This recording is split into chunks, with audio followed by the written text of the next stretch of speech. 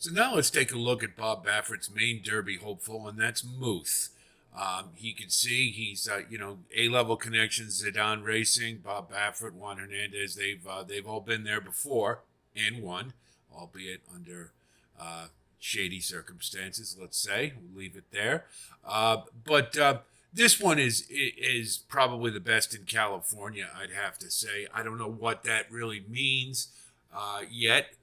So far, it hasn't meant much, to be honest. I mean, he's a good horse, but keep in mind the Breeders' Cup he was running on his home track, and had pretty much had a lot of things his way, and still didn't come out on top. So, excuse me, not quite as the bulb maybe isn't quite as bright on this one as it was before, but still considered a prime contender. Let's look at the pedigree real quick. Good Magic and Hoppa by Uncle Mo underneath. And looking at it a little more in-depthly, we see that, pretty much everything's, the dosage index is a 3. And again, accuracy is not quite there. But being by Good Magic, Curlin, Smart Strike, and then Uncle Mo, you've got a nice stamina, average winning distance for the mare underneath Hoppa. And this one's got solid Derby two-turn pedigree, no doubt about it. You see an equal balance in the conduit mare profile of speed and stamina. But this one's got the, I don't think the two turns, hasn't been a problem for a couple of races. And I don't suspect the 1.25 miles will be difficult for Muth either. We'll look at the running lines. Now, keep in mind, this doesn't include the Breeders' Cup Juvenile running line. But if we look at the 3 races prior to that, we do see a really nice progression. You see the horse's class rating getting better with every race as the class levels were increasing or staying the same. So I think that definitely shows that this one is getting better, and the 2 turns will meet this one right between the eyes.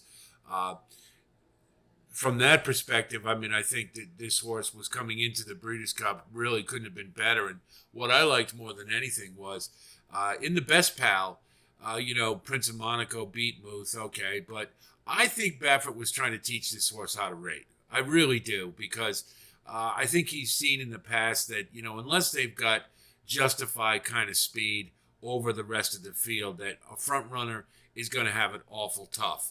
So I think that he was trying to teach this horse a little something, and it worked, because in the American Pharoah, he rated, had a beautiful race, and won impressively. Didn't beat much, but was impressive in doing so nonetheless.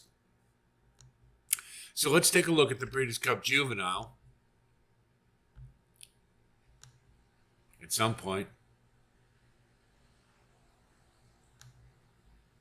Ready for the start. They're off in the Breeders' You see Muth was to the outside. And the best start, and goes out to the front. And then it's Fierceness away running in second. Just kind of made his way. A bit hard to handle there as Prince of Monaco just headstrong a bit as they make their way into that turn. Muth outside of horses there with Timberlake running. He's carried a little wide. So, he was pretty much wide all the way around the track. I don't know if I'm going to use that as an excuse, really. But he's in prime position here. He was put exactly where he needed to be, and then it's just a question if he's good enough. So, really no excuses. Right outside of Stablemate, Wind Me Up. Prince of Monaco is 5th. He's 5 from the front. Timberlake is on the outside of him. Then Noted Locked. And between those two, Cuban Thunder, 8 lengths off of front-running General Partner. Andy Franco, who went 47.02 seconds. He's sitting chilly with the other two up front, and he's trying to, get engaged a little bit here, getting ready. Going now, a 3-wide run, but on the charge, within 4 lengths of the front, Prince of Monaco, going right with him as Wind Me Up retreats. Locked has to do better. Around the far turn they go. Fierceness grabs the lead.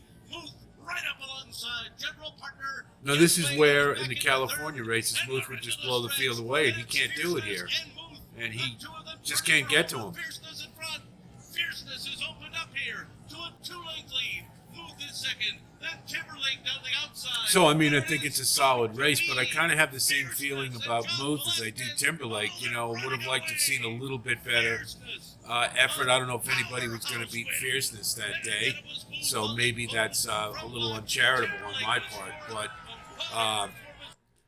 I think, I think Muth ran a really nice race, and 9 times out of 10 it would have won. But Fierceness, too good. So if we look at the report card, I mean, pedigree, he's an A. That's two-turn pedigree all day. Class-wise, he's proven he's one of the better 2-year-olds.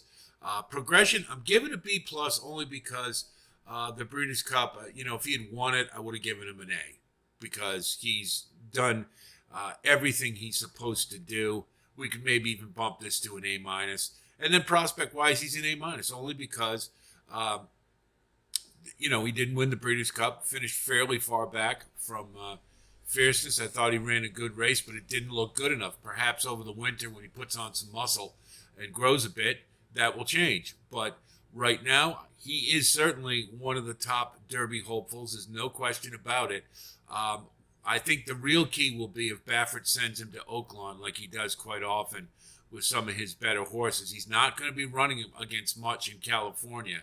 So I think he'll need some competition, and perhaps he'll get it at Oaklawn. So we'll just have to see about that. But Muth certainly won. He's the best in California, and he's certainly a Derby hopeful, especially being trained by Bob Baffert.